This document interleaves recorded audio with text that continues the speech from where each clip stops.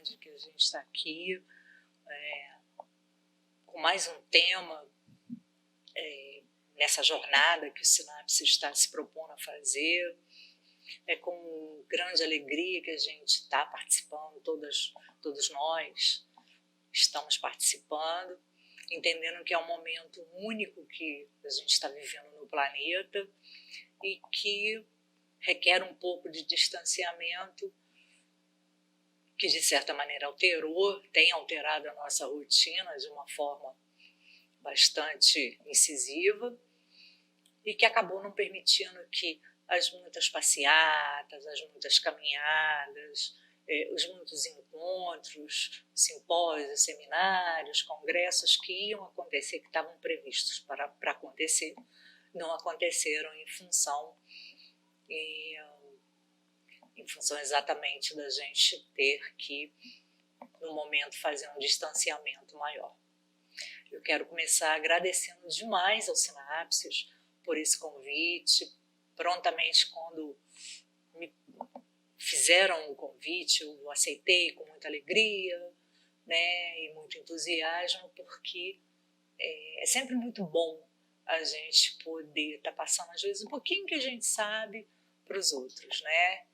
Então, eu agradeço imensamente ao Sinapses, parabenizo a toda a equipe do Sinapses pela dedicação, pelo esforço, né, pela disponibilidade da gente estar aqui todos esses dias falando sobre o espectro do autismo. Bom, eu preciso, de início, me apresentar para vocês, antes da gente começar com os slides propriamente ditos. Bom, eu sou professora do Sinapses, aqui no Rio de Janeiro, no polo de Del Castilho, que tem a Fátima à frente, uma pessoa também maravilhosa que está sempre incentivando a gente. Sou professora da rede pública, né, há mais de 30 anos, psicopedagoga também, fiz a minha especialização em educação especial e inclusiva e fiz um mestrado em diversidade e inclusão. A minha área de atuação é muito voltada para alunos com habilidade de superdotação. É minha linha de pesquisa, é a área dentro da educação especial, é a área que eu mais gosto, que eu me identifico, mas que não me impediu de estar conhecendo e estudando as outras áreas também, os outros tantos e enormes públicos da educação especial. Bom, eu já quero deixar um aviso aqui para vocês, que, aliás, eu sempre começo as minhas aulas, né, aula, palestra, encontro, que eu participo, que legislação, política pública e legislação não é um assunto assim tão interessante, não diria interessante, não é um assunto que a princípio chame tanta atenção da gente, como é, por exemplo, você ter uma aula, uma conversa sobre intervenção precoce, identificação precoce, material que você pode usar com aquela criança, o apoio que você pode dar à família.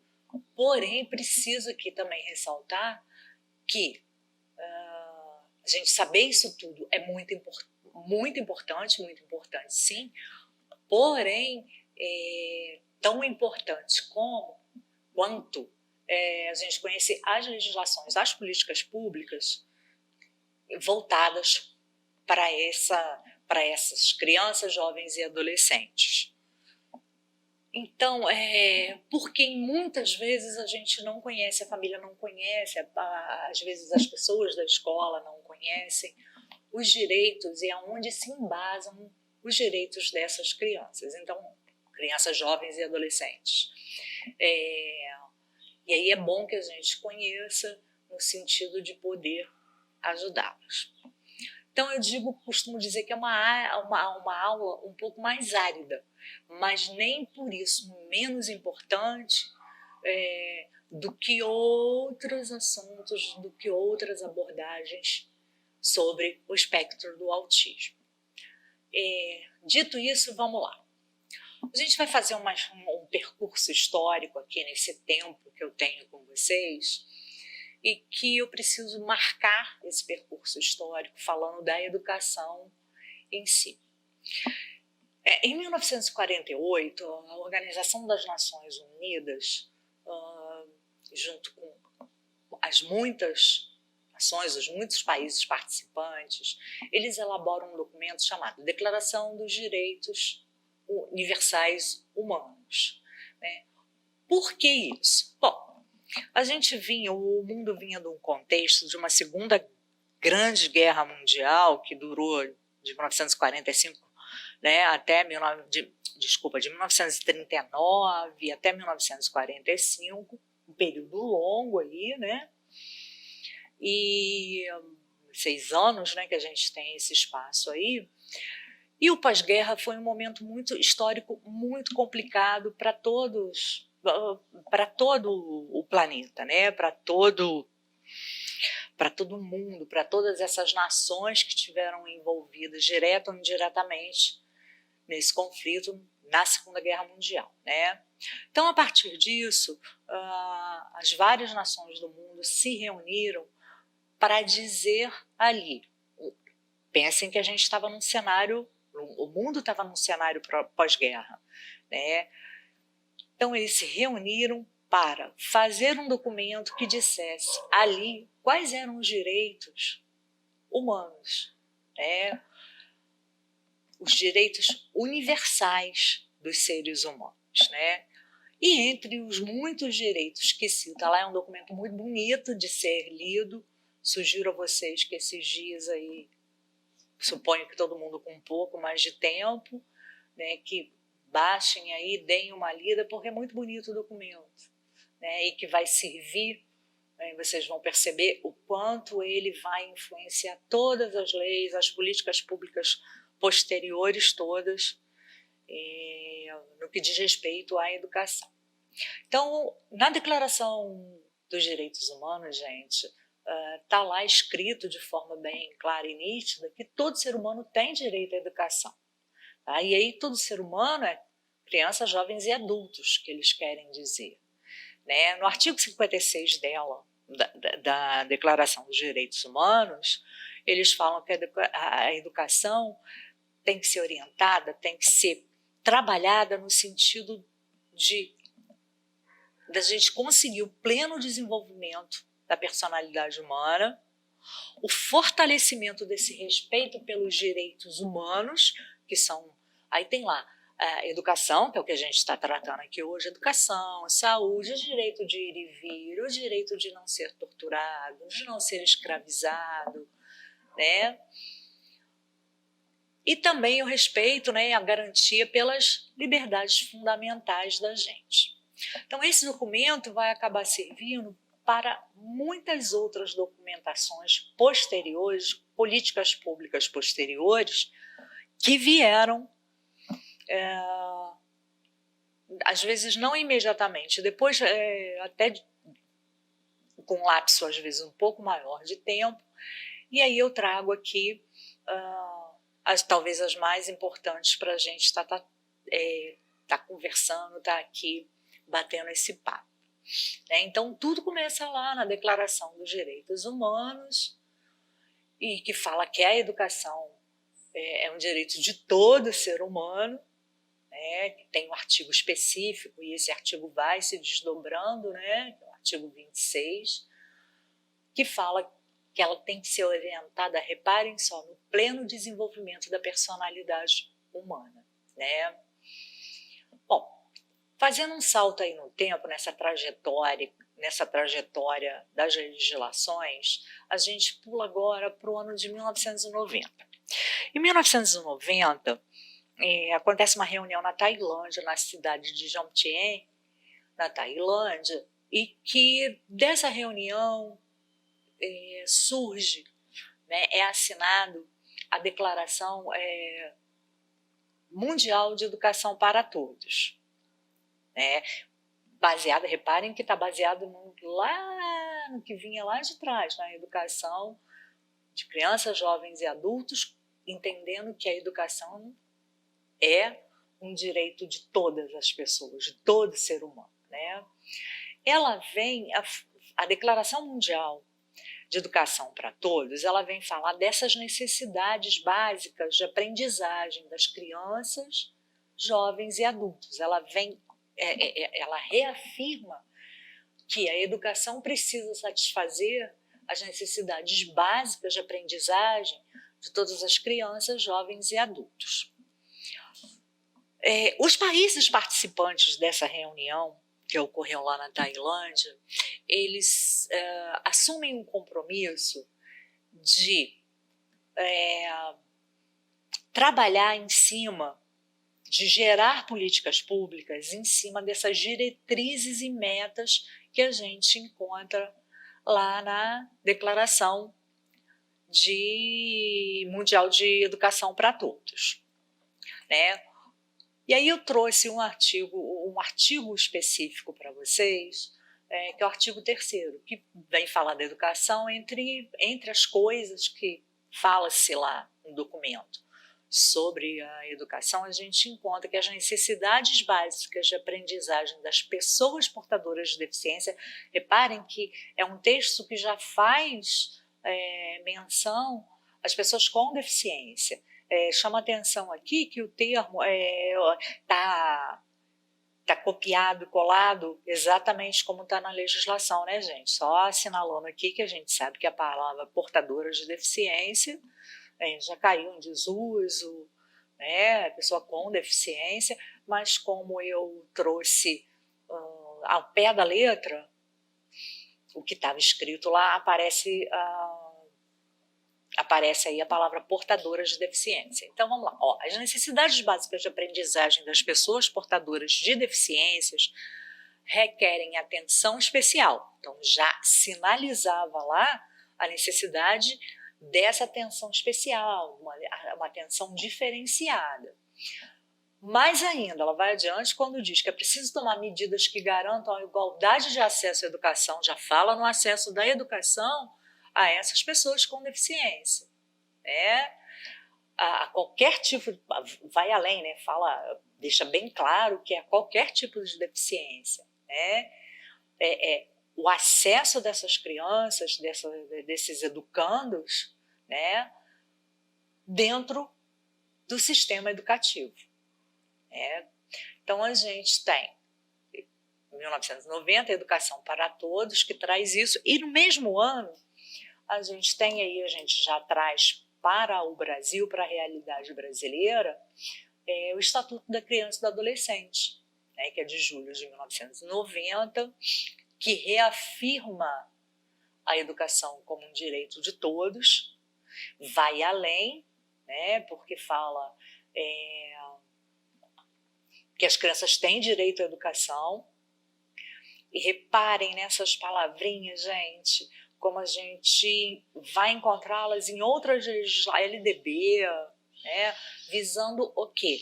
O pleno desenvolvimento de sua pessoa, o preparo para o exercício da cidadania e qualificação para o trabalho, assegurando o quê? Igualdade de condição para acesso e permanência, e já fala em acesso e permanência na escola, e por incrível que pareça, essa lei de 1990 já fala para a gente no atendimento educacional especializado às pessoas com deficiência, preferencialmente na rede regular de ensino. Percebam que essas palavras vão estar sempre presentes também em todos os outros documentos, nos documentos, inclusive vigentes até hoje, exercício da cidadania, qualificação para o trabalho, desenvolvimento da pessoa, igualdade de acesso e permanência, o próprio atendimento educacional especializado, que hoje é tão falado, que hoje a gente usa tanto, o AEE, como a gente costuma, nessas muitas siglas que a gente usa, como o AEE já a gente pensa que é uma coisa mais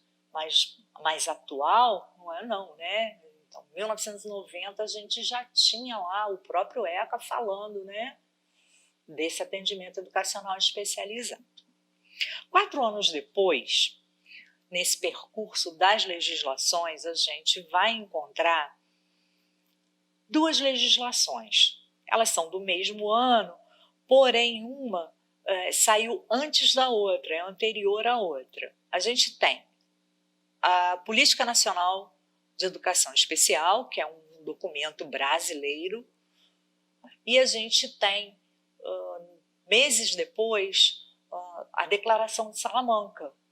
A gente vai ter uma conversa aqui, mas é importante eu explicar isso para vocês, porque vira e mexe alguém me pergunta, nossa, Ana, mas se já tinha a Declaração de Salamanca em 94, por que a Política Nacional de Educação Especial não saiu com esse viés inclusivo, como a gente fala hoje, né? na perspectiva inclusiva?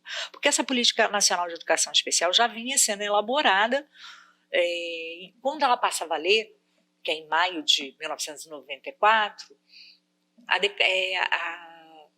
a Conferência de Salamanca ainda não tinha acontecido. Essa Salamanca, gente, que vai ser com toda certeza, e aí a gente vê em vários pesquisadores dessa área de educação especial, a Declaração de Salamanca é o grande documento que embasa todos os documentos, todas as políticas públicas e documentos posteriores. Tá? Então, esclarecido isso, né? Então, por que a Política Nacional de Educação Especial? Repara que o próprio nome da política pública, o próprio nome da legislação é Política Nacional de Educação Especial. Né? Ela não vem com um termo inclusivo, como é a política que a gente ainda tem vigente hoje. Né? O que dizia essa Política Nacional de Educação Especial?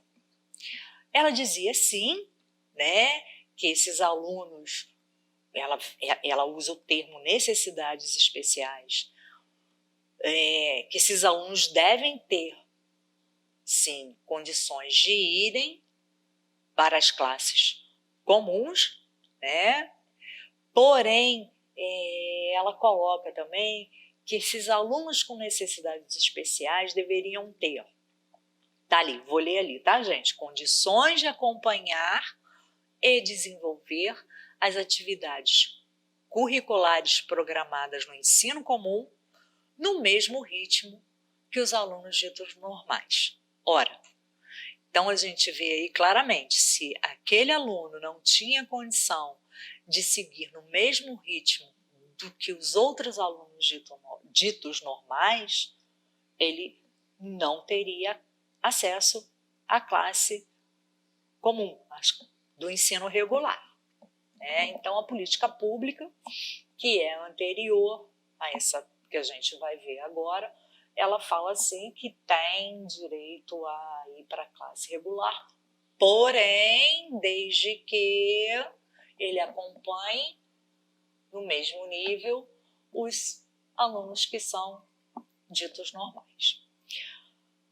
Um pouco depois, 4, 5 meses depois, a Declaração de Salamanca, Salamanca é uma cidade na Espanha, onde foi realizada essa conferência, né? Ela vem reafirmar esse compromisso com a educação para todos. Aí Salamanca vai se remeter especificamente à legislação de 1990, que a gente falou aqui, a declaração lá de Jomtien, que foi feita lá na Tailândia, de educação para todos. Ela reafirma esse compromisso com a educação para todos. Na verdade, ela tem um desdobramento, né? E ela diz o quê, a grosso modo? Que os governos, que as nações participantes, elas precisavam reformular as políticas públicas do sistema de ensino pensando num viés, seguindo um viés que já estava bastante forte. Era uma tendência especial que era a educação inclusiva. Então, olha, está aqui, eu sei que é texto grande, mas é lei, muitas vezes a gente tem que estar fazendo uso da lei toda ali, né? Está lá na Declaração de Salamanca. O princípio que orienta essa estrutura, né, que é esse viés inclusivo, é de que as escolas deveriam acomodar todas as crianças, independentemente de suas condições físicas, né, intelectuais, sociais, emocionais, linguísticas. Gente, lembrando mais uma vez, o texto está conforme o original, então linguística está com trema aí, a gente sabe que não existe mais trema na nossa língua, mas está aí do jeito que estava. Linguística ou outras, aquelas deveriam incluir crianças deficientes e superdotadas, repara a grafia também de superdotadas, tá aí? Então, quer dizer, a gente já tem na Declaração de Salamanca a garantia da inclusão das crianças com deficiência e das crianças com superdotação, crianças de rua e que trabalham, repara como ela é ampla, né? Crianças de origem remota, população rural, ou de população nômade, ciganos, pessoas que trabalham em circo, sabe? Pessoas que trabalham em circo, né? Elas são nômades, elas estão em cada momento em um lugar. Crianças pertencentes a minorias linguísticas, étnicas, culturais e crianças de grupos desavantajados ou marginalizados, né? Ela diz mais ainda, ela vai dizer, esse documento diz que essas condições, toda essa diversidade, né, que a escola precisa atender, ela vai ser um desafio para os sistemas de ensino, para os sistemas escolares, né? E ela vem a definir o que a gente, enquanto legislação, usou durante muito tempo, durante um bom tempo, necessidades educacionais especiais, que não vai se referir somente, então, é aí que entra a diferença, a gente vai vendo esse caminho aí, que vai ter um determinado momento que esse termo necessidades educacionais especiais não vai ser mais usado, né? E essas crianças são quais crianças? Essas todas que eles falaram, né, que a gente citou aqui, é aquela criança que está lá numa comunidade rural, numa comunidade quilombola, indígena, né, crianças com deficiência, né, ou com dificuldades de aprendizagem. Então ela abre um conceito muito amplo de necessidades educacionais especiais, mas ela abre já alertando, né, que vai ser um grupo variado que vai chegar na escola e que isso vai impor um desafio, esses desafios, vários desafios aos sistemas escolares, que não é muito diferente do que a gente tem vivido nos dias atuais, né? Essa gama, essa diversidade enorme de público que as escolas hoje têm abrigado, abraçado, abarcado. Bom, então a Declaração de Salamanca, como eu já tinha dito para vocês, ela vai ampliar esse conceito do que é necessidades educacionais especiais, né? Ela vai estar falando de que a gente deve incluir todas essas crianças que, por qualquer motivo que seja, não esteja conseguindo se beneficiar, né, com a escola. E aí eu vou trazer um exemplo bastante fácil da gente entender, que é o caso da repetência, né? O caso daquelas crianças que repetem diversos anos. Então, as necessidades educacionais especiais passam a incluir, além das crianças com deficiência, transtorno global do desenvolvimento, superdotação, aquelas com dificuldades temporárias ou permanentes na escola. Tranquilo isso? Percebam que o termo, então, ó, necessidades educacionais especiais, ela vem ali exatamente de Salamanca. Como ela, no seu texto, ela sabe, ela entende que é uma demanda difícil, que as escolas vão ter que sistemas de ensino vão ter que sair daquela área de conforto e se realinhar, ela sugere o quê? A reestruturação desse sistema de ensino, a estimulação de novas práticas pedagógicas, o investimento na identificação e intervenção precoce, repara nesse item aí. Salamanca já falava isso. A oferta de capacitação aos profissionais da educação e a participação da família. Ok? Tranquilo? Percebam como isso a gente tem um reflexo disso. Salamanca, gente, com certeza é o documento, torna a repetir. A Declaração de Salamanca foi o documento que mais influenciou as políticas públicas e as legislações brasileiras no que diz respeito à educação especial com viés, com a perspectiva inclusiva. Tá? Registrem isso. De 94, a gente passa para 2 anos depois, para 1996, com a nova LDB, com a nova Lei de Diretrizes e Bases da Educação. Por que é importante a gente falar aqui da LDB, né, de 96? Porque essa LDB vai trazer um capítulo específico sobre educação especial. A educação especial não se caracteriza mais como ensino regular, ela é convertida em modalidade, aí eu lembro a vocês que por ser modalidade, ela perpassa, né, por todos os níveis de ensino, então desde a criança lá pequenininha até o marmanjo que está lá fazendo a faculdade dele.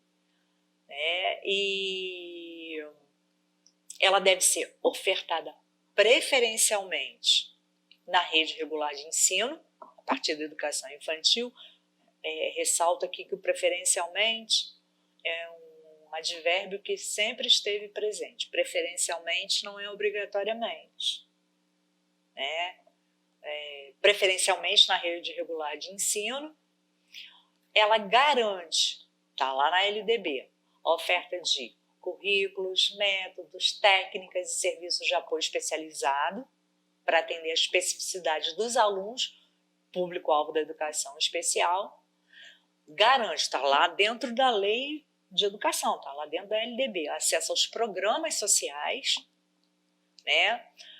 Mais ainda, professores com especialização em nível médio superior para atendimento especializado, para o AEE, né? E professores do ensino regular capacitados. Tranquilo até aí? Vocês percebem que tem uma virada com a Salamanca, né? Porque vem com esse viés inclusivo. 2 anos depois, a própria LDB já fala sobre isso. Lá atrás, quando Salamanca alertava, olha, sistemas de ensino, vocês vão ter que mudar mais ou menos a cara de vocês para acolher e atender todas essas necessidades. A LDB já vem aí e fala, garante, né, a oferta de currículos, métodos, técnicas e apoio especializado, já sinaliza que o professor, para trabalhar com essa clientela no atendimento especializado, precisa ter uma formação adequada em nível médio superior e que o professor do ensino regular, né, precisa ser um professor capacitado para dar conta dessa demanda que estava chegando nas escolas.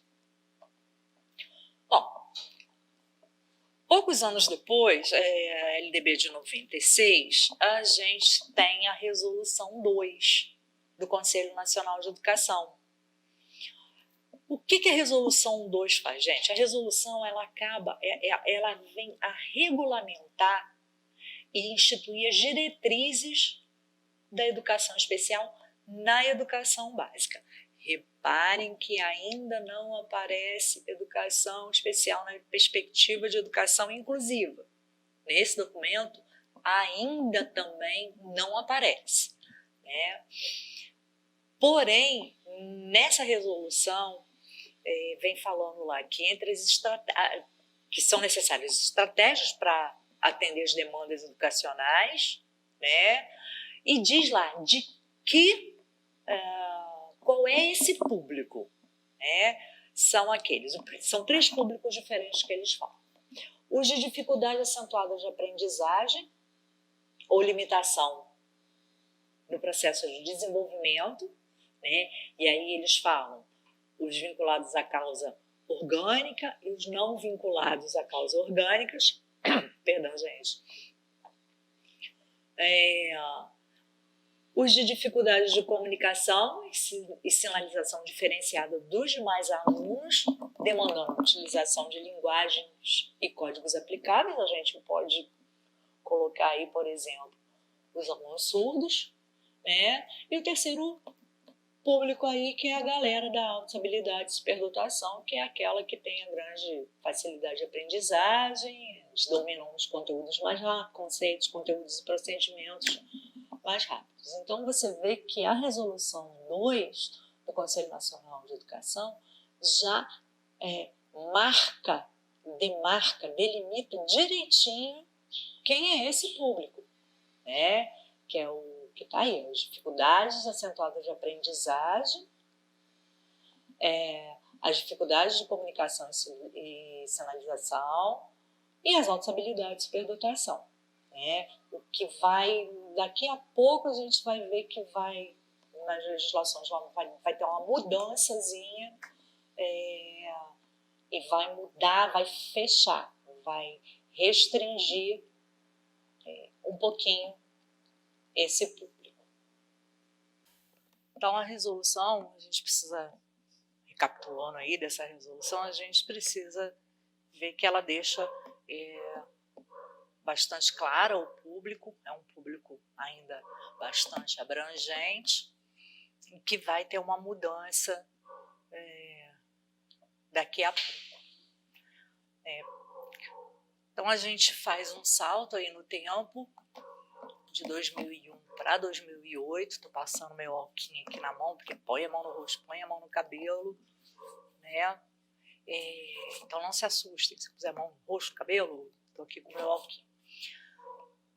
Então a gente vem para a Política Nacional de Educação Especial, né? A gente estava lá, ó, nessa resolução de 2001, que ela regulamenta a LDB, e em ela regulamentando a LDB, passa-se um percurso, um lapso temporal aí de 6, 7 anos, porque a política começa a ser elaborada antes para passar a valer a partir de 2008. Eita, computador. Acontece, né, gente? Tecnologia é assim mesmo. Então, a gente vem aqui da Resolução 2 do Conselho, que é de 2001, e aí a gente vem para a Política Nacional de Educação Especial na perspectiva de educação inclusiva. Repara que até o próprio nome da legislação já muda, né? A gente tinha a legislação que falava Política Nacional de Educação Especial na educação básica, né? E em 2008, com todo esse viés, com toda a tendência que já vinha, né, essa influência muito grande da perspectiva de inclusão, né, desse viés inclusivo, a gente já tem uma legislação, uma política pública que fala da perspectiva, da ideia, né, que se propõe a ser inclusiva. Essa política, ela restringe o público da educação especial. Vou voltar ali, ó, para vocês darem uma olhada, né? A resolução que regulamenta a LDB fala nesse público todo aqui, né? E quando a Política Nacional de Educação Especial, na perspectiva inclusiva de 2008, vem, ela restringe esse público e é assim, bem taxativa, bem objetiva. Quem é o público-alvo da educação especial no Brasil, né, com esse viés inclusivo? Essa clientela é aqueles alunos com deficiência, a galera do transtorno global do desenvolvimento, é um nome que está na legislação, e a galerinha de altas habilidades e superdotação. O que essa Política Nacional de Educação Especial, a Política de Educação Inclusiva, vem falando? Entre as muitas coisas, né, que estão lá nesse documento, não é um documento também muito grande, não, é um documento interessante, que vocês tenham noção do teor todo dele, mas que não caberia aqui eu ficar falando, né? É muita coisa, a gente não dá conta de falar de tudo. Então ele fala que esse atendimento, o AEE, né, deve ser ofertado sim para quem? Para essas crianças aí, para esses três públicos, os alunos com deficiência, do transtorno global e da altas habilidades e superdotação. Esse atendimento educacional especializado tem que ser feito no turno inverso, então ele não substitui a escolarização, né? E ele deve ser feito em articulação com o ensino comum. O que ele traz, então, é uma perspectiva de educação inclusiva, é uma perspectiva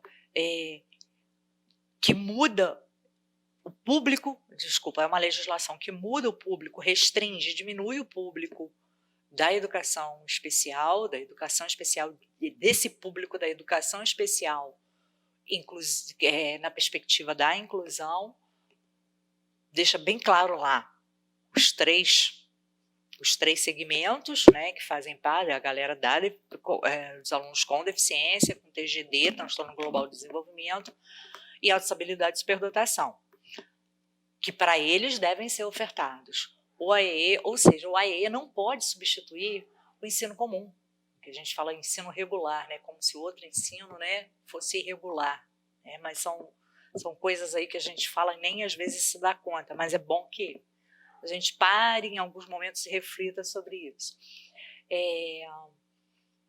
A eles deve ser oferecido esse AEE, o atendimento educacional especializado, em turno inverso. Ele não é substitutivo à escolarização, né, em articulação com o ensino comum. Lembra que a gente já tinha visto dos professores do ensino comum, do ensino regular, como a gente costuma dizer, professores capacitados, e os professores para o AEE seriam professores especializados.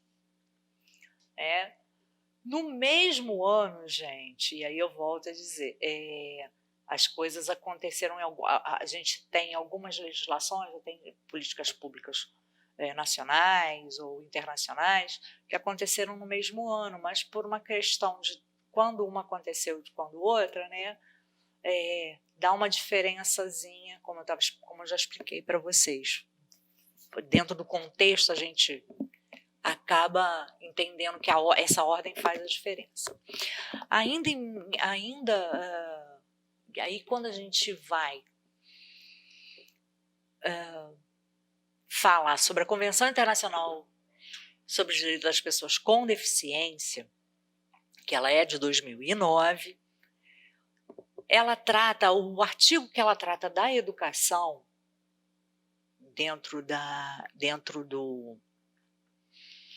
dos direitos da pessoa com deficiência, ela fala um sistema educacional inclusivo. E aí está lá na lei, as pessoas com deficiência, para que as pessoas com deficiência não sejam excluídas do sistema educacional geral sob a alegação de deficiência e que as crianças com deficiência não sejam excluídas do ensino primário gratuito e compulsório ou do ensino secundário sobre a alegação de deficiência, né? Lá na Convenção Internacional sobre os direitos da pessoa com deficiência. Ainda em 2009, a gente vai ter a Resolução 4 do Conselho Nacional de Educação, que vem trazer para a gente, ela institui as diretrizes, as normas, ela dá o caminho de como o AEE que a gente viu lá atrás, olha lá, que a gente viu na Política Nacional de Educação, especial na perspectiva de educação inclusiva, ali embaixo, tá vendo? A elas deve ser oferecido atendimento educacional especializado, ela vai regulamentar exatamente como vai funcionar esse AEE, né? Então ela vem falando, já até me adiantei aqui, que ele não é substitutivo às classes comuns, então o aluno não pode ir para a escola para ter o AEE e dizer que isso é o ensino regular. Ela tem esse caráter complementar ou suplementar, só para, a grosso modo eu diria para vocês, que o suplementar a gente seria para a galera das altas habilidades, né? Complementar para o outro público da educação especial. Ela tem um local, um locus, como a gente costuma dizer, que é a sala de recurso multifuncional. Né? Então, é na sala de recurso multifuncional que vai funcionar esse atendimento educacional especializado, não substitutivo às aulas, né? No turno inverso e por professor especializado. E é muito interessante a Resolução 4, porque ela traz no corpo dela a questão do repasse dobrado do Fundeb por aluno registrado no censo escolar. Já explico para vocês. É assim, com a Resolução 4, depois isso continuou nas outras legislações, foi ratificado, foi confirmado nas outras legislações todas. O que a gente tem? Se eu tenho um aluno do ensino regular, que é público-alvo da educação especial, ele está matriculado no ensino regular, que a gente chama de ensino regular, e ao mesmo tempo frequenta as duas coisas ao mesmo tempo, de forma concomitante. Ele é do ensino regular e frequenta o AEE. Este aluno, ele vai receber um repasse, o município vai receber, o município, o estado, vai receber repasse dobrado. Então, vamos a grosso modo. Se o repasse por aluno anual é de R$200, né, se ele é aluno da educação especial, ele está no ensino regular e está frequentando o AEE, ao invés de o município e o estado receberem R$200 somente, ele vai ser registrado duplamente.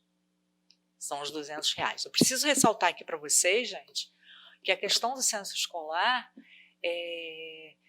ela é muito importante, porque é a partir um dos instrumentos que a gente tem para criar políticas públicas dentro da educação é o censo escolar. Então, à medida que o censo escolar, né, por isso a importância de ser preenchido de forma bem correta, né, à medida que o censo escolar veio apontando um crescimento, e a gente tem visto isso como realidade, né, do crescimento de matrículas de aluno do espectro no ensino regular e recebendo a AEE, né, é como se acendesse um sinal vermelho e falasse assim, opa, está crescendo o número da galera do espectro dentro das escolas. A gente precisa formular ou reformular políticas públicas, olhar as legislações que amparam esse público para a gente poder dar conta dessa demanda, tá atendendo de maneira satisfatória, bacana, legal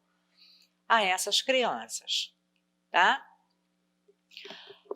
E aí a gente chega, vou fazer um parênteses aqui, a gente chega na Política Nacional de Proteção dos Direitos da Pessoa do Espectro, que ela é de dezembro, finalzinho de 2012, na virada mesmo, quase 2013, que a gente conhece como Lei Berenice Piana, mãe de um autista, mãe de 3 filhos, né? E que lutou, batalhou muito junto com todo um segmento aí de pais para que essa lei fosse instituída.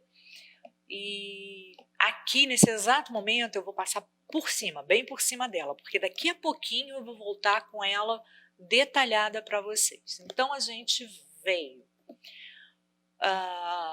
da Resolução 4 em 2009, que fala, que institui essas diretrizes para o atendimento dessa criança, né? Em 2012, a gente tem a Política Nacional de Proteção aos Direitos da Pessoa com TEA, né? Seguindo a cronologia, volto a dizer, volto lá para a Lei Berenice Piana, né?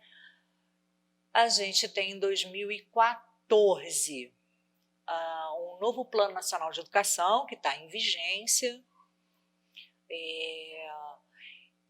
e a gente vai ver o reflexo disso. A gente ia ver o reflexo disso esse ano, mas não vai ser possível. Por quê? No Plano Nacional de Educação, né, está lá, entre as metas do Plano Nacional de Educação, as estratégias a serem adotadas, está lá desse jeitinho que está aí mesmo, tá? Que o Ministério da Educação, em parceria com os órgãos oficiais de pesquisa, demografia e estatística, né, busquem informação detalhada sobre o perfil das pessoas com deficiência, transtornos globais do desenvolvimento e altas habilidades ou superdotação de 0 a 17 anos. Ou seja, a gente teria um censo, né, escolar. Isso já estava lá no Plano Nacional de Educação desde 2014, que o Ministério de Educação deveria estabelecer parceria com esses órgãos de pesquisa, né, o IBGE principalmente, né, para dar conta, para trazer uma informação mais detalhada do perfil que, na verdade, é a galera do público-alvo da educação especial, né? Então, a gente teria um censo esse ano e já em atendimento ao que ficou lá resolvido no Plano Nacional de Educação em 2014, esse censo desse ano já teria dados específicos sobre alunos do espectro, porém, em função da pandemia, do novo corona, até onde eu sei, até a última coisa que eu li, como tudo está muito dinâmico esses dias, o censo desse ano ficou para o ano que vem, porque demandaria as pessoas, tá? Os pesquisadores, né, os licenciadores estarem indo na casa das pessoas, a questão da proximidade, estar perto, enfim, aquilo tudo. Mas já vai ser contemplado no censo, já vai ser contemplado no censo em função do Plano Nacional de Educação já sinalizar isso, que isso era necessário ser feito, no censo, então, de 2020, que ficou para 2021, que tenha detalhamentos mais específicos, que ele levante dados mais específicos sobre essa galera aí do espectro do autismo. A gente tem, em 2015, a Lei Brasileira de Inclusão da Pessoa com Deficiência, que é o estatuto que a gente, a grosso modo, chama de Estatuto da Pessoa com Deficiência, e essa lei, assim como a Berenice Piana, essas duas leis, eu vou falar um pouco de forma mais detalhada daqui a pouquinho para vocês, tá? Só vim andando na sequência cronológica, nesse percurso histórico que a gente está fazendo, né, para a gente entender como tá. Então, em 2015, repara só, a gente tem em 2012 a Política Nacional de Proteção dos Direitos da Pessoa, que a gente vai falar agora, já, 2014, o Plano Nacional de Educação, que eu trouxe aqui a questão dos dados do censo, né? Já sinalizar que os dados do censo precisariam estar trazendo coisas mais específicas sobre a galera que está no espectro. Aí a gente tem, em 2015, 5 anos atrás, a Lei Brasileira de Inclusão, né? O Estatuto da Pessoa com Deficiência. 2018, a gente tem uma atualização da LDB, que vem incluir entre, né, que vem ela acrescenta, ela não tirou nada nesse sentido. Ela vem falar da aprendizagem ao longo da vida e que vai estar refletindo na nova Política Nacional de Educação Especial. A Política Nacional de Educação Especial, gente, a Política Nacional, normalmente de 10 em 10 anos, ela é revista, ela é revisada. Então, o que a gente tem vigente hoje é a Política Nacional de Educação Especial, a de 2008, a perspectiva de educação inclusiva.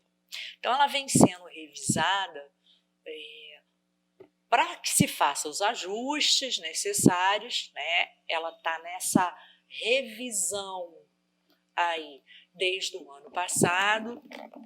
Foram vários encontros, algumas coisas eu acompanhei através de notícia, através de sites, no próprio site no MEC, de como isso estava, né? Desde 2018 eu acompanho isso. E segundo o calendário deles lá, a proposta é que em março desse ano, quer dizer, mês passado, ela iria, essa revisão aí, esse novo documento, ele em março, mês passado, né?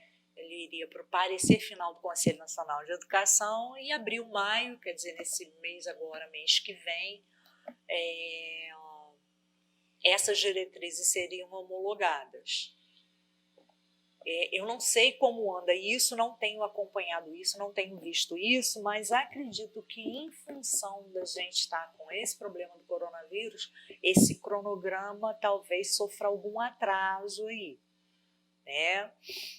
E assim, pelo que eu li, pelo que eu andei apurando, essa nova política de educação especial, ela vem com algo com viés, talvez ela seja denominada de Política Nacional de Educação Especial, equitativa, inclusiva e ao longo da vida. Percebam que o ao longo da vida já estava presente no documento anterior de 2018, na atualização da LDB, né? Que é naquele viés de que todas as pessoas aprendem ao longo da vida. Dito isso, nós vamos agora para as legislações específicas sobre TEA. E aí, a Lei Berenice Piana, eu já tinha falado com vocês, ela no finalzinho ali de 2012, bem finalzinho mesmo, vocês podem ver ali que é depois do Natal, né? Ela institui. A Lei Berenice Piana, eu trouxe para vocês ela na íntegra. Alguns slides vão estar longos, com textos muito grandes, mas é preciso que a gente conheça a lei toda, o corpo dela toda. E em alguns momentos vocês vão perceber alguns termos que a gente usou aqui muito presentes na política, na lei, né, nessa lei da Política Nacional de Proteção dos Direitos da Pessoa do Espectro, e a gente vai estar linkando ela com outras leis que aparecem no texto. Eu estou trazendo ela para vocês já atualizada, porque não tinha sentido eu trazer como ela foi instituída em 2012, né? E à medida que isso for acontecendo, eu vou linkando a essas modificações que ela sofreu muito recente, agora esse ano, tá? Esse ano passado, agora... Enfim, tá aí, eu vou falando com vocês. Então, essa lei, a Lei 12.764, ela institui a Política Nacional de Proteção dos Direitos da Pessoa com transtorno do espectro autista e estabelece as diretrizes para a consecução, né, dessa lei. Bom, para efeitos dessa lei, é considerada pessoa com transtorno do espectro aquela portadora de síndrome clínica caracterizada na forma dos seguintes incisos, 1 ou 2. Ela não fala 1 e 2, tá? E aí vem ali vem a definição exatamente, a definição mais clássica possível do espectro, né? Deficiências A1, né? Deficiência persistente e clinicamente significativa da comunicação e da interação sociais, manifestada por deficiência marcada de comunicação verbal e não verbal usada para interação social, ausência de reciprocidade social, falência em desenvolver e manter relações apropriadas ao seu nível de desenvolvimento, padrões restritivos e repetitivos de comportamento, interesses e atividades manifestados por comportamentos motores ou verbais estereotipados ou por comportamentos sensoriais incomuns, excessiva aderência a rotinas e padrões de comportamento, interesses restritos e fixos. Tá? E volta a dizer que ela não colocou na forma dos seguintes incisos, 1 e 2. Ela coloca 1 e 2. Tá? Então aí define quem é considerada a pessoa que está dentro do TEA, do espectro autista, né? A pessoa com transtorno do espectro autista é considerada pessoa com deficiência para todos os efeitos legais. Aqui eu preciso fazer uma parada e falar para vocês o seguinte. Daqui a pouco, em seguida a lei berenispiana, a gente vai ver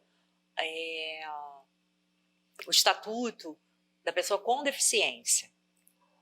E aí vocês não se esqueçam que quando a lei berenispiana fala para a gente que a pessoa dentro do espectro é considerada pessoa com deficiência, daqui a pouco, quando a gente for olhar o estatuto da pessoa com deficiência, a gente vai perceber, então, se ela é com deficiência, esse estatuto, que a gente já vai ver, vale para a galera que está no espectro, né? Os estabelecimentos públicos e privados referidos na lei, aí essa lei fala quais são esses estabelecimentos públicos e privados, né? Poderão valer-se da fita quebra-cabeça, símbolo mundial da conscientização do espectro, para identificar a prioridade devida às pessoas com transtorno do espectro autista. Resumindo, né, os estabelecimentos públicos e privados, assim como a gente tem no banco, né, lá os íconezinhos que representam pessoa, fila preferencial, né, para gestantes, pessoas idosas, para pessoas com deficiência, né, representado normalmente por aquele bonequinho cadeirante, né? Então, agora, os locais que quiserem afixar a fitinha, né, o quebra-cabeça aí, colorido, da conscientização, eu até coloquei ele para vocês, para ficar fácil, né? Isso foi incluído esse ano, tá, gente? Isso é uma inclusão, não foi tirado nada, não modificou-se nada, só foi colocado isso aí, né? Esse inciso foi colocado em função de dizer, olha, pode-se dizer que é um estabelecimento que dá prioridade a esse público. Então, vai ser mais comum do que a gente pensa. Se eu não me engano, a galera que é do Rio como eu, o metrô do Rio já está com a fitinha azul. Mas tem tanto tempo, deve ter uns 2 meses, quase 2 meses que eu não ando de metrô, então eu não tenho nem como confirmar para vocês, tá? Mas já vi em outros locais também. Já vi em outros locais, em comércio, enfim. Bom, o artigo 2º. O artigo 2º, ele vai estabelecer, na verdade, as diretrizes, né, o rumo dessa política, né? Bom, ela começa dizendo da intersetorialidade, ou seja, aquela coisa entre setores, o desenvolvimento das ações e das políticas, ou seja, saúde trabalhando junto com educação, com assistência social, né, essa questão de trabalhar entre os diversos setores, no atendimento à pessoa que está dentro do espectro, a participação da comunidade na formulação de políticas públicas, repara, olha aí, política pública, eles pedindo a participação da comunidade, né? Não só a participação, como a implementação dessa política pública, o acompanhamento e a avaliação. Está dando certo, não está dando certo, foi implementado, né? Ela tem ainda como diretriz a atenção integral às necessidades de saúde da pessoa do espectro, visando, objetivando principalmente o diagnóstico precoce. A gente sabe, né, na questão aí, e a gente fala muito na questão do espectro, das crianças do espectro, né? Mas tudo, né, tudo que é detectado precocemente facilita muito, né, na intervenção.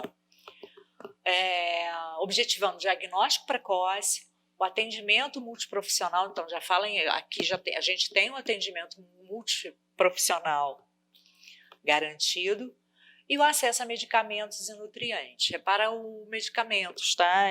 Não é raro eu me deparar, às vezes, com famílias que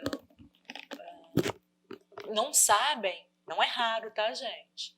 Que alguns medicamentos que os filhos tomam, e aí eu não diria nem só do espectro, não. Às vezes, alguma deficiência intelectual, alguma comorbidade que ela tem, que essas crianças, né, têm direito, têm acesso a esses medicamentos, né? E então, para a galera que está no espectro, isso também está garantido aí na Lei Berenice Piana, que é a Política Nacional de Proteção dos Direitos da Pessoa do Espectro, né? Bom, entre as diretrizes também a gente tem o estímulo à inserção da pessoa com transtorno no mercado de trabalho, observado as peculiaridades da deficiência e as disposições que estão lá no ECA, ou seja, a ideia é estimular a inserção das pessoas do espectro no mercado do trabalho, desde que observadas as disposições lá, né, de acordo com as peculiaridades, a gente sabe que eles são, né, são diversos, né, cada um com as suas características, e faz referência ao ECA, que a gente já deu uma conversada hoje sobre o Estatuto da Criança e do Adolescente. Ainda no mesmo rumo, ela diz que é responsabilidade do poder público quanto à informação pública relativa ao transtorno e as suas implicações, ou seja, divulgar o assunto, informar as pessoas, né, do que é o transtorno, as implicações do espectro, né? Seguinte, o incentivo à formação e à capacitação de profissionais especializados no atendimento à pessoa com transtorno do espectro autista, bem como pais e responsáveis. Ou seja, é proposta, para se seguir o caminho do incentivo maior, de se incentivar a formação e capacitação de profissionais especializados para o atendimento, né? E isso que a gente está fazendo hoje aqui, essas conversas que a gente está tendo durante a jornada, servem para estar capacitando nós que somos profissionais eminentemente da educação, né, mas que temos no nosso cotidiano de trabalho essas pessoas, essas crianças, esses jovens, esses adultos ali no nosso cotidiano de trabalho. Fala também do estímulo à pesquisa científica com prioridade para estudos epidemiológicos, tendentes a dimensionar a magnitude, quer dizer, o tamanho e as características do problema relativo ao espectro no país. E aí, gente, quando a gente fala, quando a legislação fala estudos epidemiológicos, a gente talvez se remeta mais, a gente pensa que é somente uma coisa da área da saúde, mas preciso ressaltar com vocês que ele fala com prioridade.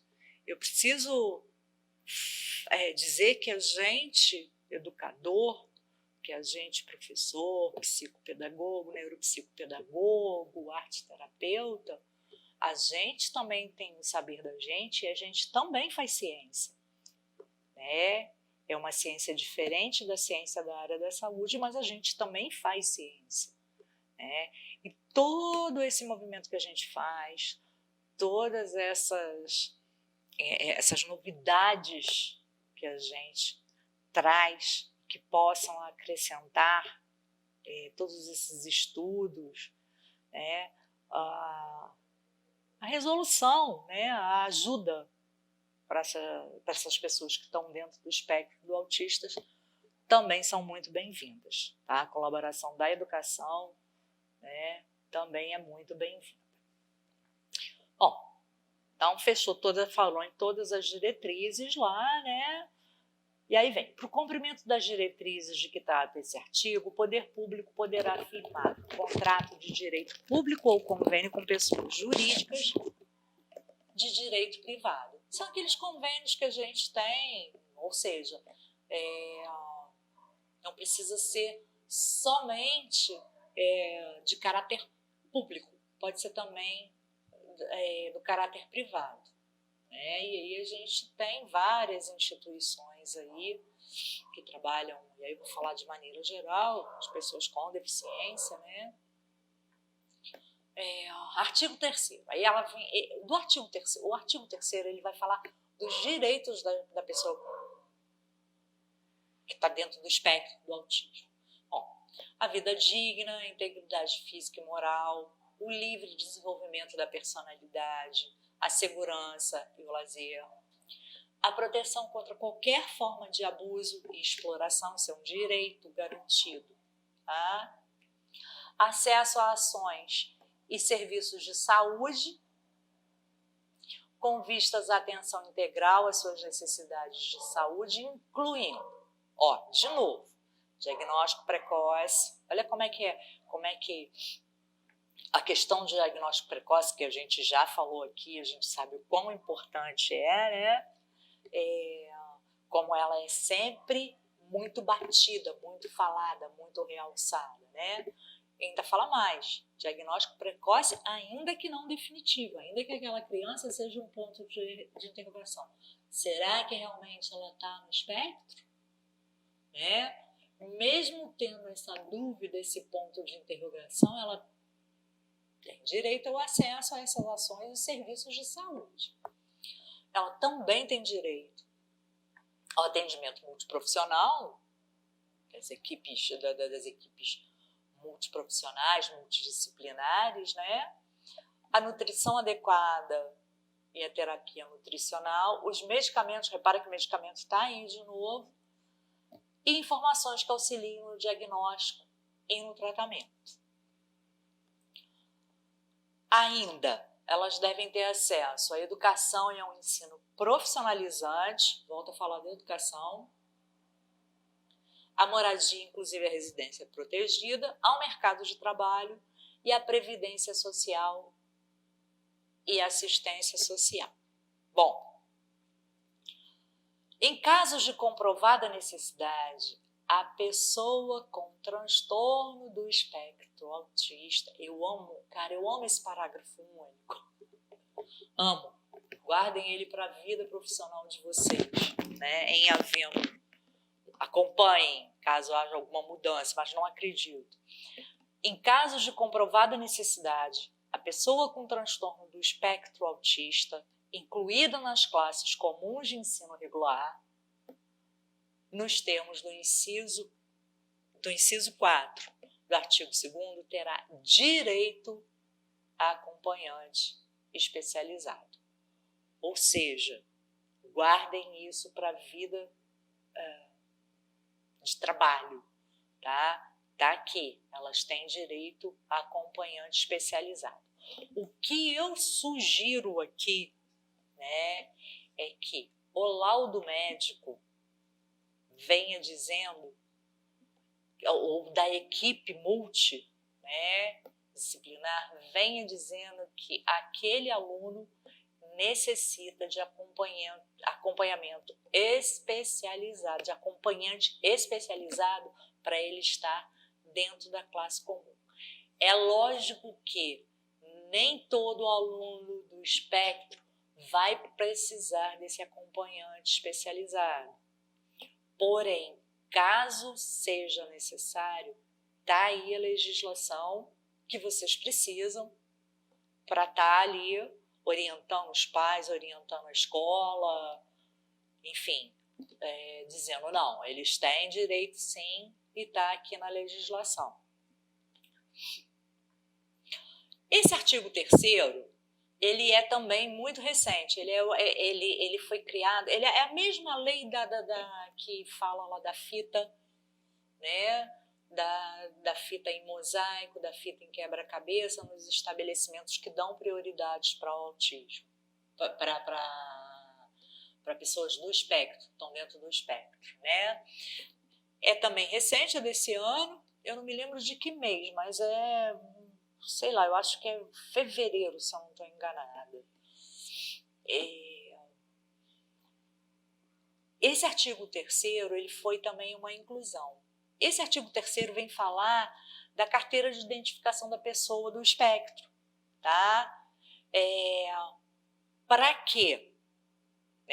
Para garantir atenção integral, pronto atendimento e prioridade no atendimento no acesso aos serviços públicos e privados, em especial nas áreas de saúde, educação e assistência social. Tá? É bem recente isso aí, bem recente mesmo. Essa carteira de identificação, ela tem que obedecer a alguns critérios que também foram incluídos recentemente. Repara que essa lei é 13.977, ela vai estar... É porque eu já trouxe a legislação geral atualizada e deixei aí a legislação, tá? Vamos lá, tá pequenininho, mas eu vou ajudar vocês aqui. A carteira, essa identificação aqui, a carteira de identificação, vem falando quem vai expedir, o que deve conter nessa carteira. Observa ali, olha, ela deve ter, será expedida pelos órgãos responsáveis, pode ser. Eu olhei, gente, por incrível que pareça, já tem alguns municípios que já estão, não sei agora, gente, com essa pandemia, o que parou, né, o que continua funcionando, mas elas já estão trabalhando no sentido de criar, de fazer um modelo aí para essa carteira, né? Nessa carteira deve ter o nome completo, a filiação, local e data de nascimento, o número da identidade, o CPF, o tipo sanguíneo, eu achei bem legal também isso, o endereço residencial completo e o número de telefone do identificado, o número de contato, na verdade, né? Porque vai que uma pessoa dessa, um jovem desse, né, por algum momento, sei lá, está dentro do ônibus, voltando para casa, ou indo para a escola, ou indo para algum lugar, e ela se desorganiza. Então, essa carteira já facilitaria no sentido da identificação, de se fosse o caso de levar para algum para algum atendimento, então ela, com essa carteirinha ela vai ter, com essa carteira ela vai ter prioridade. Tem a foto da pessoa ali, né, com a assinatura dela, a impressão digital. Na carteira também deve conter, tá, o nome completo, documento de identificação, endereço, telefone e e-mail do responsável legal ou do cuidador e, obviamente, a identificação da unidade da federação e o órgão que expediu aqui. Aí vem falando também, isso tudo foi incluído agora, tá? Bem recentemente. Vem falando de crianças que estejam no espectro, que sejam imigrantes, que estejam com visto temporário, que são crianças residentes em locais fronteiriços, né? Ou que estão em situação de refúgio, o que deve ter, o que deve ser usado. Essa carteira, né, vai ter uma validade de 5 anos, ela vai ter um número lá, né? Cada um, igual a gente tem um número da identidade da gente, que se a gente vai tirar uma segunda via ou vai tá muito velha, vai atualizar, enfim. Número quando carteira de motorista, né, que vale ao mesmo número, a gente tem aquele número para o resto da vida, então ela vai ser renovada, revalidada a cada 5 anos, né? Até de modo que se possa permitir a contagem de pessoas que estão dentro do espectro no Brasil inteiro. E aí vem falando que, por enquanto, não é implementado, né? Por enquanto acaba não sendo regulamentado. Como vai ser? Quem vai fazer? Né? A quem a gente deve recorrer? Os órgãos responsáveis, até que seja implementada, os órgãos responsáveis pela execução, a carteirinha, tá, gente? Até que seja implementada a carteira. Os órgãos responsáveis pela execução da Política Nacional de Proteção dos Direitos da Pessoa do Transtorno deverão trabalhar em conjunto com os respectivos responsáveis pela emissão do documento de identificação, para que todas essas informações que a gente viu aqui, né, tá, né, no documento que for sair, que ele sai com o nome completo, filiação, tem o CPF da pessoa, né? É isso. Artigo 4º. A pessoa com transtorno do espectro autista não será submetida a tratamento desumano ou degradante, não será privada de sua liberdade ou do convívio familiar, nem sofrerá discriminação por motivo da deficiência. Parágrafo 1º. Nos casos de necessidade de internação médica em unidades especializadas, será observado o que dispõe.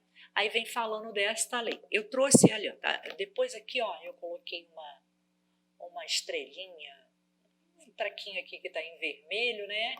E aqui embaixo eu trouxe. Esse artigo 4º, ele vem falar para a gente, da Lei 10.216, ele vem falar que a internação, né, nos casos da necessidade de internação médica, em qualquer das suas modalidades, só será indicada quando os recursos extra-hospitalares se mostrarem insuficientes. Então, o parágrafo único diz: nos casos de necessidade de internação médica em unidade especializada, tem que ser observado essa lei, o artigo 4º. E o que diz o artigo 4º? É o que está aí embaixo para vocês, tá? Só quando todos os recursos extra-hospitalares se esgotarem, se mostrarem insuficientes. Artigo 5º. A pessoa com espectro não será impedida de participar de planos privados de assistência à saúde em razão de sua condição de pessoa com deficiência. Já vivi uma situação de uma mãe que não tinha criança, não tinha plano de saúde e fechou-se o laudo, né? Havia uma interrogação, o laudo foi fechado e plano de saúde lá, pelo menos no local que ela foi atendida, eu acho que a pessoa talvez não tivesse muito bem instruída a respeito disso, né?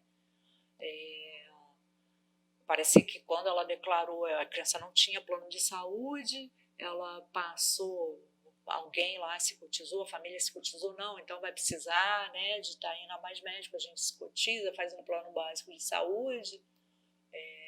Foi um plano muito assim regional, tá? De uma determinada região. De abrangência, não foi dos planos de saúde grandes que a gente conhece, não. Meio que tentou embarrear, né, essa participação nesse plano de assistência à saúde. E eu me lembro dela conversando, falando, colocando isso, a gente estava num grupo, eu participava na época de um grupo de apoio a mães, né? E a gente colocando, não, tá lá, né? E assim, ela foi, né, falou, será que eu preciso de advogado? Aí a gente instruiu muito essa mãe, falou, olha, não vá com advogado por enquanto, não assine nada, mas leva aqui a legislação, procura a consultoria jurídica lá do plano, leva. Então depois ela mostrou a lei e já não teve mais problema nenhum, né? A criança, foi feito o plano de assistência de saúde sem problema nenhum. Mas é importante que a família, né, saiba disso. Artigo 7º. O gestor escolar ou autoridade competente que recusar a matrícula do aluno do espectro, né, ou qualquer outro tipo de deficiência, para que aí, embora seja uma legislação que fale especificamente do autismo, ela fala, ou qualquer outro tipo de deficiência, amplia isso, né, será punido com multa de 3 a 20 salários mínimos. Aí vem falando, né, caso de reincidência, ela perde o cargo, né. E é isso, a Lei Berenice Piana, gente, é isso, ela é pequenininha, facinha, é uma lei que a gente tem que ter o conhecimento geral dela, é uma lei que você deve salvar no seu computador. Eu gosto muito de salvar essas coisas impressas, né, porque eu gosto muito de rabiscar, comentar, essas coisas todas, mas que vocês devem ter ela sempre à mão, para quando pintar, para quando surgir alguma dúvida com relação a isso, que vocês têm lá a bíbliazinha de vocês à mão. Ela é muito útil que a gente conheça isso, para que a gente possa auxiliar as famílias, pais, mães, né, responsáveis por pessoas que estão dentro do espectro, né? Bom, continuando, a gente fecha a Berenice Piana, então, e aí lembra que eu falei para vocês que a gente iria trabalhem sempre, no que diz respeito à legislação, trabalhem sempre com a Berenice Piana, com a Lei Berenice Piana e com o Estatuto da Pessoa com Deficiência, tá? O Estatuto da Pessoa, que é a Lei Brasileira de Inclusão, né, ele é de 2015 e aí eu lembro a vocês que um dos primeiros artigos, aqui ó, vou voltar, um dos primeiros artigos aqui ó, logo no primeiro artigo, aí falando que a pessoa com transtorno do espectro autista é considerada a pessoa com deficiência,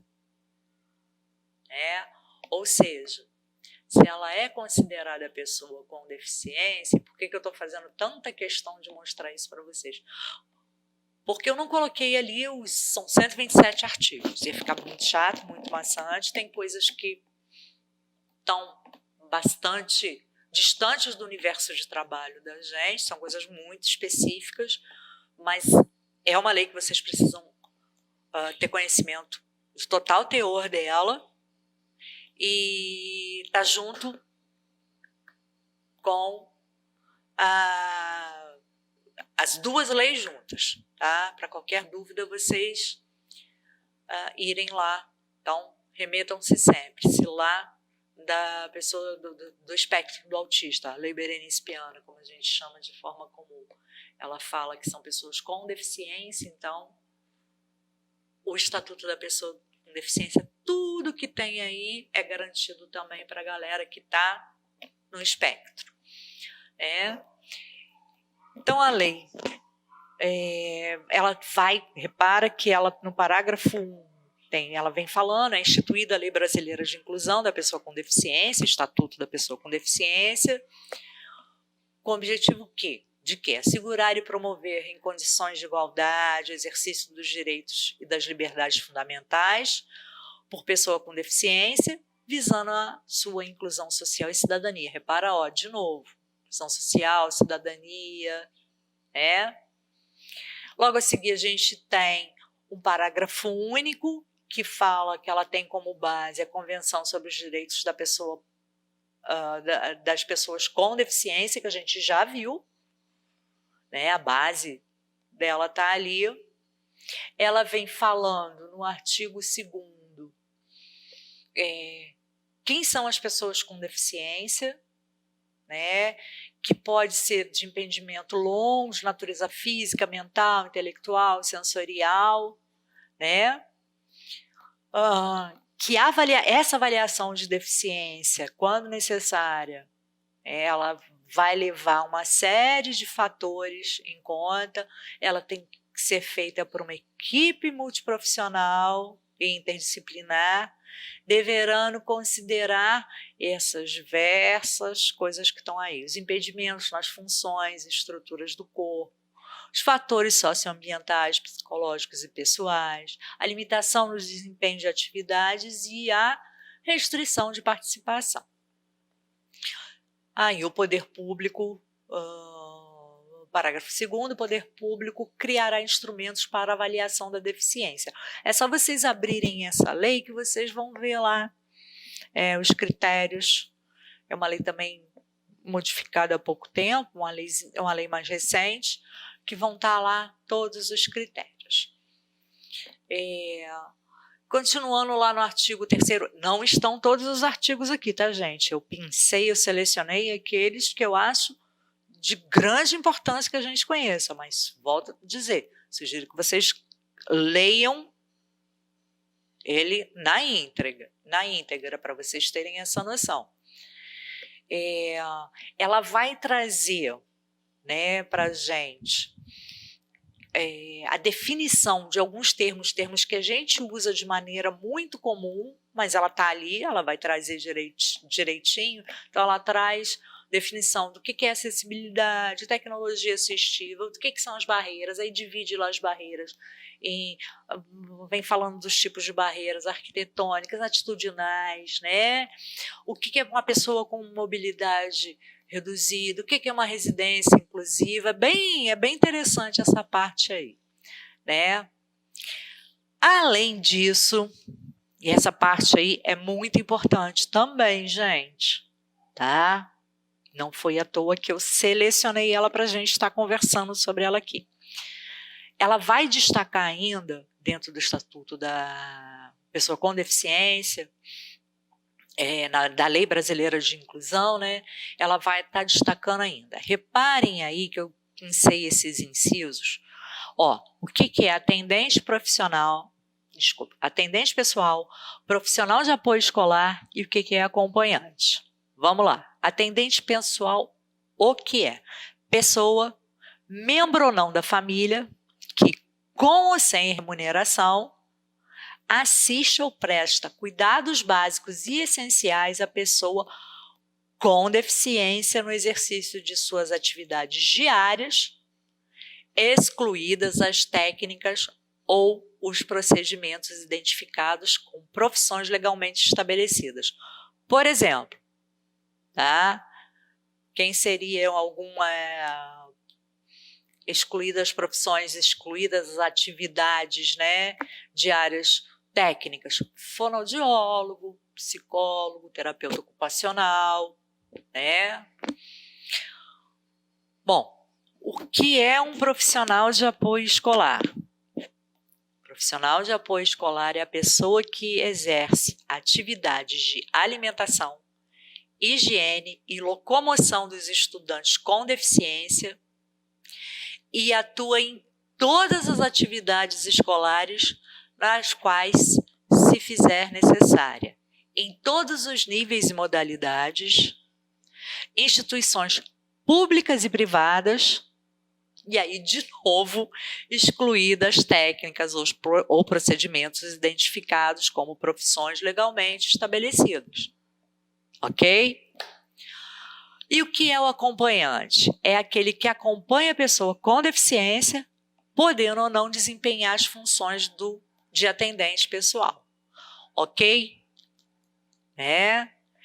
Então, são coisas distintas, são coisas diferentes. Atentem-se para a descrição de cada uma dessas atividades, porque dentro de uma escola, trazendo para a realidade da escola, o que a gente precisa é de um profissional de apoio escolar, né? Ok? Guardem isso aí.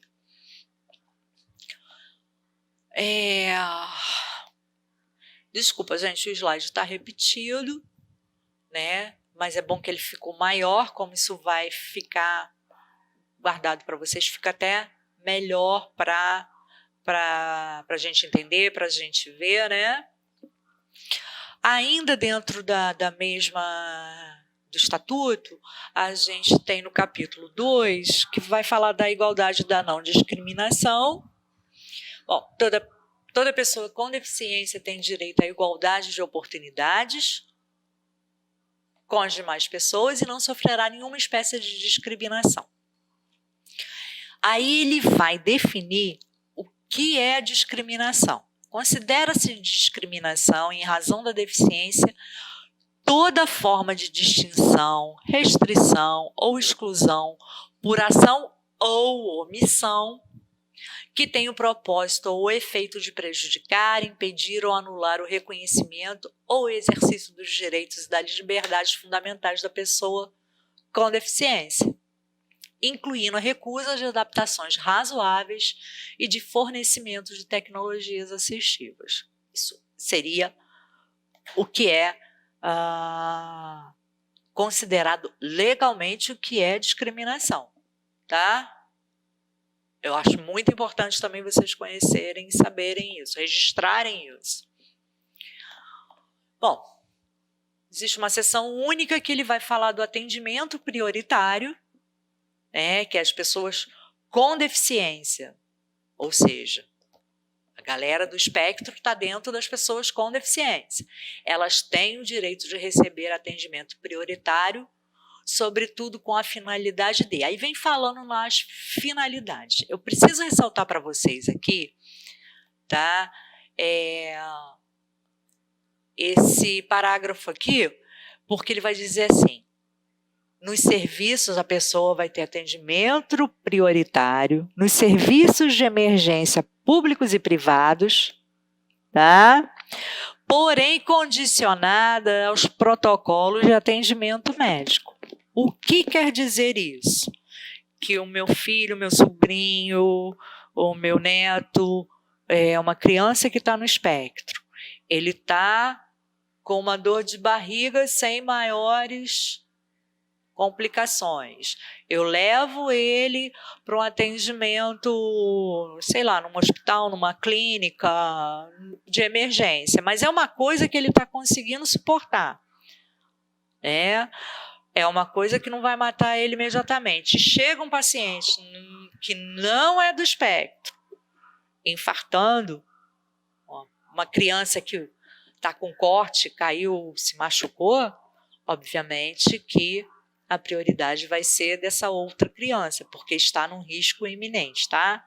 Então, eles têm prioridade sim, beleza, é certo, é justo, mas condicionado a esses protocolos aí de atendimento médico, que é mais urgente, né? O que coloca a vida em risco é mais urgente, né? Dos direitos fundamentais, eu trouxe esse artigo especificamente, em função do parágrafo único, dele, em situações de risco, porque remete muito aos dias que a gente tem vivido, em situações de risco, emergência ou estado de calamidade pública, a pessoa com deficiência será considerada vulnerável, devendo o poder público adotar medidas para sua proteção e segurança. A gente não tem estado de calamidade pública ainda decretado, a gente está numa situação de emergência, enfim, mas pessoas com deficiência, elas são consideradas vulneráveis diante quando essas situações estão acontecendo. Do direito à habilitação e reabilitação, ele vai falar o que é um direito da pessoa com deficiência, né, e processo de habilitação, de reabilitação, que seria um processo que é feito baseado numa avaliação multidisciplinar de quais essas habilidades e potencialidades precisam ser observadas, e observando as seguintes diretrizes. De novo, diagnóstico, intervenção precoce. Tá? E entendam precoce aí como precoce mesmo não sendo uma idade muito pequenininha, com 2, 3 anos. Mais precoce possível. Se acontece alguma coisa, e aí eu vou dar um exemplo dentro da deficiência, que por algum motivo a pessoa sofre um acidente, causa algum problema lá, ela tem direito a essa reabilitação. E essa intervenção precoce, sofre um acidente, tá com alguma paralisia, alguma coisa que seja, mesmo que seja entendida como temporária, essa intervenção precoce está ali. Bom, do direito à saúde também é assegurada atenção integral à saúde da pessoa com deficiência, em todos os níveis de complexidade, por intermédio do SUS, garantindo acesso universal e igualitário. Tá? Entre esses atendimentos, essa questão do direito à saúde, está lá no capítulo 3, o atendimento domiciliar multidisciplinar, o tratamento ambulatorial e a internação. Percebam que, às vezes, uma criança, um jovem, um adolescente do espectro, que se desorganiza de uma forma mais intensa, talvez seja mais fácil você levar essa equipe, talvez seja mais fácil, não, muitas vezes eu já presenciei algumas boas vezes, tá? Que esse atendimento seja domiciliar. Em vez de você levar a pessoa para o atendimento, a equipe vai à casa da pessoa, ok? Muita família não sabe disso. Aprendam para embasar as famílias de pessoas com autismo, de pessoas do espectro, A pessoa com deficiência internada ou em observação é assegurado o direito de acompanhante ou atendente pessoal, ou seja, independente da idade. Independente se o plano de saúde lá permite acompanhante ou não, se é plano ambulatorial, não é quarto particular, não importa. Ela tem o direito até um acompanhante, um atendente pessoal, e na impossibilidade da permanência desse acompanhante ou atendente com a pessoa com deficiência, o profissional da saúde responsável por aquela pessoa que está internada, ela tem que justificar por escrito por que ela não pode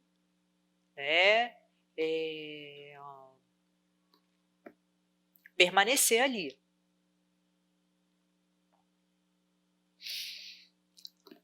Depois vem falando de novo, a gente retorna para o ponto ponto crucial da gente, que é do direito à educação. A gente já vê aí de novo aparecer o sistema de educação inclusivo, níveis de aprendizado ao longo da vida, desenvolvimento dos talentos e as habilidades. É dever do Estado, da família, assegurar a educação de qualidade à pessoa com deficiência, colocando a salvo de violência, negligência, discriminação. Tem que desenvolver, o poder público tem que estar desenvolvendo um sistema educacional inclusivo em todos os níveis e modalidades, bem como o aprendizagem ao longo da vida. Repara só como o aprendizado ao longo da vida, ele aparece pela primeira vez em 2018 na LDB, né? Na reformulação lá da LDB, na atualização da LDB, melhor dizendo, em 2018, e como esse termo daqui para frente, de 2018 para frente, ele vem sendo muito usado, né? Inclusive foi o que eu tinha comentado com vocês, a Política Nacional de Educação Especial, que está passando, na perspectiva inclusive, que está passando por essa reformulação, a ideia é que ela venha com alguma coisa ligada à aprendizagem ao longo da vida, né? Aprimoramento dos sistemas de ensino, fala do PPP, do projeto pedagógico, para garantir o acesso dessas crianças, oferta de profissionais de apoio escolar, ou seja, de novo, dentro do Estatuto da Pessoa com Deficiência, a gente tem, de novo, oferta de profissionais de apoio escolar. Eu preciso chamar a atenção para vocês, e aí é onde eu falo que eu adoro falar dessas coisas, porque a gente fala e aí a gente embasa as pessoas para terem argumentos, né? Então tá ali, naquele parágrafozinho. As instituições privadas de qualquer nível e modalidade de ensino aplica-se obrigatoriamente o disposto nos incisos. Aí vem falando de todos os incisos anteriores. Repara que eu coloquei aqui o inciso que oferta de profissionais de apoio escolar, ou seja, esse inciso está aí sendo vedada a cobrança de valores adicionais de qualquer natureza em suas mensalidades, anuidades e matrículas no cumprimento dessas determinações. Ou seja, não a escola privada, as instituições privadas de ensino, elas não podem cobrar a mais, sob qualquer hipótese, a oferta de um profissional de apoio escolar. Ok? Já sabem onde acham isso na lei, né? No capítulo que fala do direito à assistência social, vem lá que assegurada a pessoa com deficiência que não possua meios para prover sua subsistência, nem de tê-la provida por sua família o benefício mensal de um salário mínimo, né? E aí vocês consultem lá essa lei de 8.742. E aí, olha só, eu coloquei até em azul. Quando eu fiz o slide, eu coloquei até esse pedacinho em azul, apenas como um norte para vocês. Eu não sou especialista nisso aí. Porém, é muito comum também as famílias perguntarem, ou comentarem, ou se mostrarem interessadas em saber, tá? Como a gente fala lá no Estatuto da Pessoa com Deficiência, que ela, dentro do direito à assistência social, basicamente a grande dúvida que aparece é sobre o benefício continuado, né? Então, olha só, eu não sou da área de previdência social, mas o mínimo que eu sei, eu acho interessante que vocês tenham essa noção, é a seguinte: primeiro, não vamos fazer confusão que LOAS é a Lei Orgânica de Assistência Social, tá? O BPC, olha só, está digitado ali, BPF, Desculpa, tá, gente? Eu troquei a letra, é BPC. O BPC é o benefício de prestação continuada. O benefício de prestação continuada ele é garantido para as pessoas com mais de 65 anos, pessoas de baixa renda e pessoas com deficiência, ok? Para você pedir o benefício, o BPC, o que precisa? Precisa de um laudo médico com CID, assinado e carimbado pelo médico. Esse laudo não precisa, ao contrário de que vira e mexe também, eu ouço essa pergunta, mas eu tenho que o meu filho tem um plano de saúde, ou tem um médico que eu faço sacrifício, pago, mas ele é particular. Serve sim, o laudo não precisa ser do SUS, ele pode ser de um profissional particular, né? Onde ele vai descrever, vai dizer lá, teste para os devidos fins, que fulano, descreve lá, né? Tem que colocar o CID, carimbar, colocar o CID.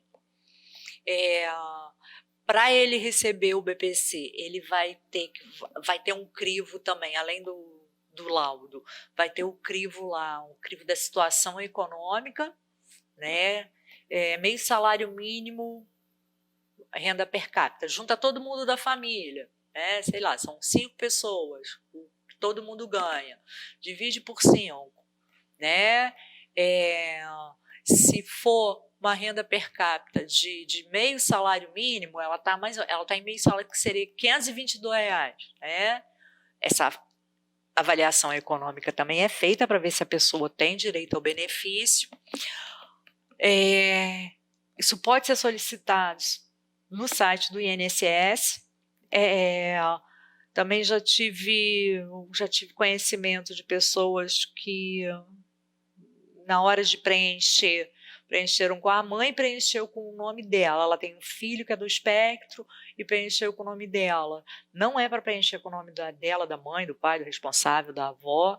É para preencher com o nome da pessoa, tá? Observa que na hora da solicitação lá também, não é aposentadoria, tem uma aba lá no site do INSS que é benefício assistencial, tá? E aquelas pessoas que já são adultos e que com TEA, elas têm que comprovar que não têm condições de trabalhar. Ou seja, se elas são TEA, já são adultos, não podem trabalhar, aonde que isso vai estar escrito? Quem vai estar dizendo isso? É lá no laudo médico, a primeira coisinha aí que eu falei com vocês. No laudo médico, se tratando de um adulto, né, o médico tem de dizer lá que o fulano não tem condições laborais, conforme o CID, blá, blá, blá. Coloca lá no laudo que isso já facilita bem, para não ficar aquele negócio de entra com papelada, faltou isso, no laudo o médico tinha que ter dito, o médico esqueceu do CID, enfim.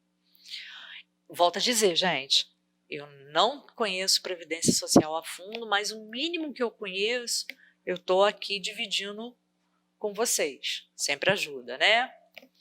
E aí, de novo, o título lá, a gente já estaria lá quase no final da lei, lá no artigo 88, vai falar, né, dos crimes, das infrações, praticar, induzir ou incitar discriminação de pessoa em razão de sua deficiência, a pena de 1 ano a 3 anos, né, de multa. Essa pena aumenta em 1/3 se a vítima tiver sob cuidado e responsabilidade, sob cuidado e responsabilidade de quem praticou, né, esse ato, né, e por aí vai, né, se for nos meios de comunicação, né, de publicar alguma coisa da natureza discriminatória, né, como vai ser isso?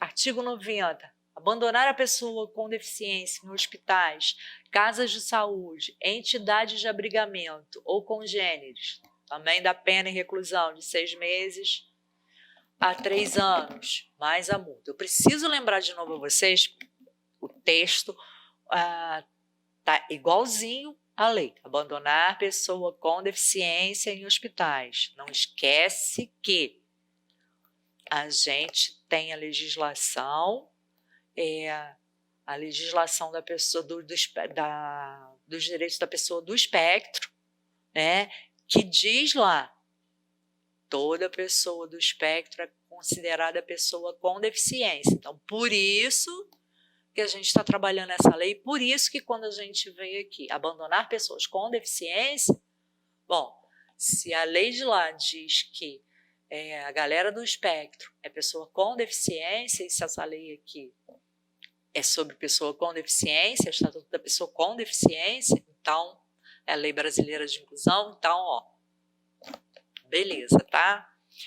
Bom, ainda fala do Cadastro Nacional de Inclusão da Pessoa com Deficiência, que é chamado Cadastro Inclusão, para identificação, caracterização socioeconômica, né? No mais, gente, é agradecer, tá? Eu sei que não é um assunto apaixonante, mas é um assunto, é um tema necessário. Me deixar à disposição para responder qualquer dúvida, qualquer pergunta. Se vocês forem me encaminhar por e-mail, meu e-mail está aí, eu só peço que lá no título da mensagem vocês coloquem Jornada de Autismo, né, que aí eu já sei que é isso, para eu responder rapidinho. No mais, é agradecer a vocês, agradecer a audiência, a paciência. O assunto é árido, mas é necessário, né? Guardem as leis, imprimam as leis, leiam as leis para vocês saberem dos direitos, do que diz as legislações, de como a pessoa do espectro é tratada dentro das políticas públicas no Brasil. Um abraço,